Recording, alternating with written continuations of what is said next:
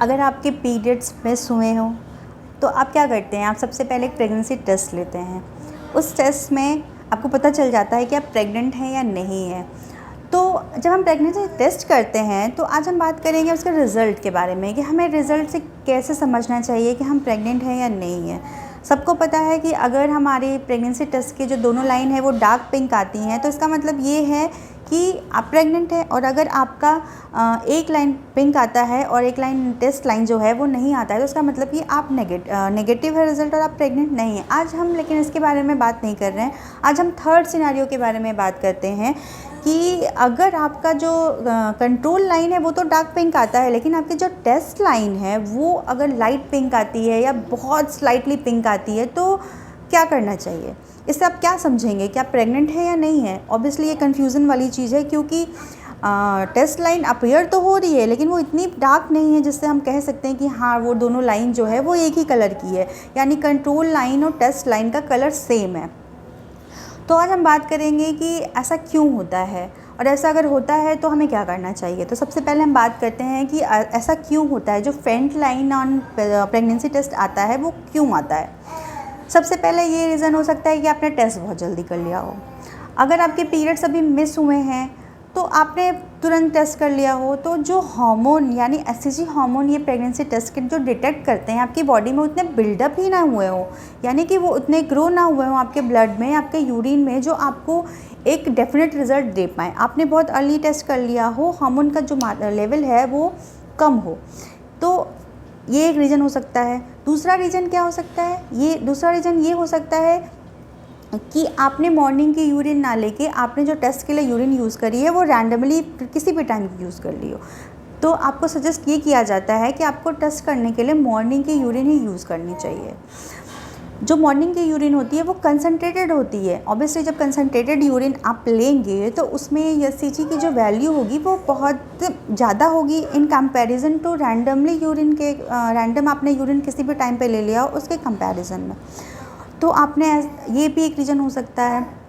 तीसरा रीज़न हो सकता है कि आपका डिलेड कंसेप्शन हुआ हो, आपका डिलेड ओवुलेशन हुआ हो, यानी ओवुलेशन जिस टाइम पे आप एक्सपेक्ट कर रहे हैं उस टाइम पे ना हो के 1 वीक लेट हुआ हो तो उस हिसाब से आपके कंसेप्शन भी लेट होगा।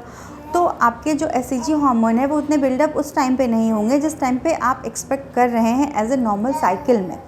तो ये भी एक रीज़न हो सकता है। फोर्थ रीज़न ये हो सकता है कि आपकी प्रेगनेंसी जो है वो एक्टोपिक प्रेगनेंसी हो, यानी कि प्रेगनेंसी यूट्रस में ना हो के फैलोपियन ट्यूब में हो, और ट्यूब में होने की वजह से एससीजी हार्मोन इतना ग्रो नहीं कर पाता आपकी बॉडी में कि एक प्रेगनेंसी टेस्ट को बहुत अच्छे से पॉजिटिव रिजल्ट दे पाए।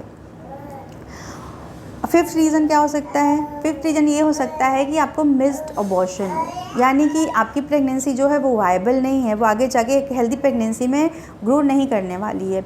इसके मोस्टली जो रीज़न्स होते हैं वो जेनेटिक ही होते हैं, तो ये भी एक रीज़न हो सकता है।